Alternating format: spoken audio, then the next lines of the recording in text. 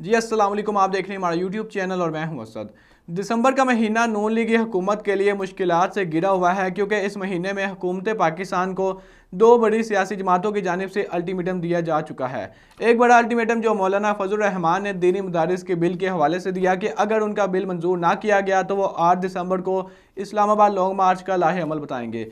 और दूसरा जो अल्टीमेटम जो तहरीक इंसाफ की जानिब से दिया गया है कि अगर उनके दो मुतालबात ना मानेंगे तो वो 14 दिसंबर को पूरे पाकिस्तान में सिविल नाफरमानी की तहरीक चलाएंगे। तो इस हवाले से सोशल मीडिया और टीवी चैनल्स पर बहुत सी खबरें गर्दिश कारी हैं कि ये शहबाज हुकूमत गिरने वाली है और अब इनके दिन ख़त्म हो चुके हैं।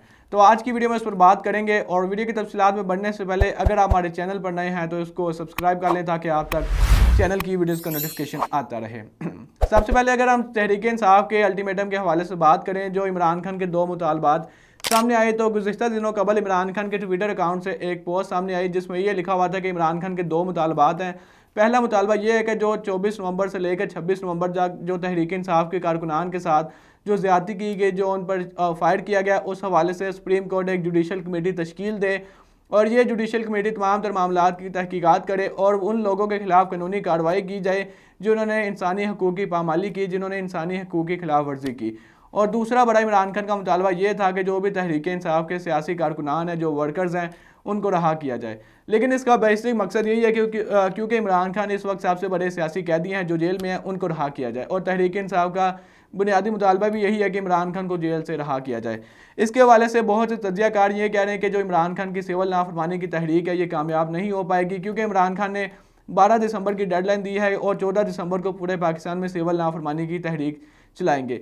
इसकी नाकामी की वजह यह होगी क्योंकि जो तजियाकार कह रहे हैं कि जो 2014 में इमरान खान ने सिविल नाफरमानी की तहरीक चलाई थी वो कामयाब नहीं हो पाई थी और ये भी कामयाब नहीं हो पाएगी। अगर हम इमरान खान के 2014 की सिविल नाफरमानी की जो तहरीक की इमरान खान ने कॉल दी थी कि हुकूमत 2 दिन बाद अपना इस्तीफ़ा दे दे, अगर उन्होंने इस्तीफ़ा ना दिया जो भी पाकिस्तानी है वो अपने जो टैक्सेस हैं वो हुकूमत को पे नहीं करेंगे। लेकिन अनफॉर्चुनेटली तहरीक इंसाफ की ये सिविल नाफरमानी की तहरीक कामयाब नहीं हो पाई और ना ही हुकूमत ने इस्तीफ़ा दिया। इसकी बड़ी वजह ये थी कि जो आर्मी पब्लिक स्कूल में एक सानिया पेश आया और कई सैकड़ों की तादाद में जो तालिब इल्म है वो शहीद हुए, जिसकी वजह से इमरान खान की तहरीक वहाँ पर बरतरफ होगी। अगर हम बात करें तो 2014 के और 2024 के इमरान खान की सियासत में इमरान खान की मकबूलियत में ज़मीन आसमान का फ़र्क आ चुका है, क्योंकि इमरान खान की जो 2014 में सियासत थी वो अभी उतनी मजबूत नहीं थी जो अब हो चुकी है। क्योंकि इमरान खान के चाहने वाले अब सिर्फ पाकिस्तान में ही नहीं बल्कि पूरी दुनिया में इमरान खान के चाहने वाले हैं जो तहरीक इंसाफ पर अपनी जान भी निछावर करने को तैयार हैं। अगर हम बात करें तो जो तज्जियाकार कह रहे हैं कि ये तहरीक कामयाब नहीं हो पाएगी। जो इस तहरीक का पहला मरहला है कि जो भी ओवरसीज़ पाकिस्तानी हैं जो पाकिस्तान में पैसे बेचते हैं, जो भी रेमिटेंस भेजते हैं वो पाकिस्तान में बेचना बंद कर दें। ये इमरान खान की इस तहरीक का पहला मुतालबा है। लेकिन इसमें एक डाउट ये है कि जो भी पाकिस्तानी या जो भी ओवरसीज़ पाकिस्तानी अगर वो पैसे भेजने बंद कर दें तो अपनी फैमिलीज़ को कैसे सपोर्ट कर पाएंगे, क्योंकि बहुत से ऐसे पाकिस्तानी हैं जो बाहर जाकर अपनी फैमिलीज़ को सपोर्ट करते हैं और जो भी उनके फाइनेंशियल मामलात हैं वो सिर्फ अपने जो उस लड़के पर या उस बेटे पर डिपेंड करते हैं जो बाहर आउट ऑफ कंट्री या किसी भी तरह से कोई मुलाजमत करते हैं। और यहाँ पर एक डाउट ये था कि अगर वो पैसे नहीं भेजेंगे तो उनकी फैमिली को भी मसाइल से दो चार होना पड़ेगा। इस हवाले से बहुत से तज्जियाकार ये कह रहे हैं कि इमरान खान की यह तहरीक कामयाब नहीं हो पाएगी। लेकिन इसका दूसरा पहलू ये है कि जो 24 नवंबर से लेकर 26 नवंबर तक जिन लोगों ने पूरी दुनिया में एहतजाज किया, जो तहरीक इंसाफ के चाहने वाले थे, जो इमरान खान की रहाई का मुतालबा कर रहे थे, उनके पाकिस्तान में जो ID कार्ड है, जो पासपोर्ट है वो ब्लॉक कर दिए गए। बहुत से ऐसे पाकिस्तानी थे जिन्होंने बरतानिया में एहतजाज किया, जिन्होंने और भी दीगर ममालिक में एहतजाज किया और उनके पाकिस्तान में जो ID कार्ड है और जो पासपोर्ट है वो ब्लॉक कर दिए गए हैं। इस वजह से जो ओवरसीज़ पाकिस्तानी हैं उनको भी मौजूदा हुकूमत पर बहुत ज़्यादा गुस्सा है कि उनके पासपोर्ट को क्यों ब्लॉक किया गया। और इसके बारे में भी यही तवक्का की जा रही कि जो पाकिस्तानी हैं, जो ओवरसीज़ पाकिस्तानी हैं, वो इमरान खान के इस बात को मानेंगे और जो भी वो रेमिटेंस है वो पाकिस्तान में भेजना बंद कर देंगे। अगर ओवरसीज़ पाकिस्तानियों ने इमरान खान की ये बात मान ली तो हुकूमत को एक बड़ा धचका लगेगा और हुकूमत को इमरान खान के ये दो मुतालबात मानना पड़ेंगे। लेकिन इसमें यह भी है कि उनको अपनी फैमिलीज़ को सपोर्ट करना पड़ेगा, क्योंकि उनकी फैमिलीज़ पर भी प्रेशर होगा कि वो जो भी टैक्सेस हैं, जो भी पैसे आ रहे हैं वो वहाँ से भेजें।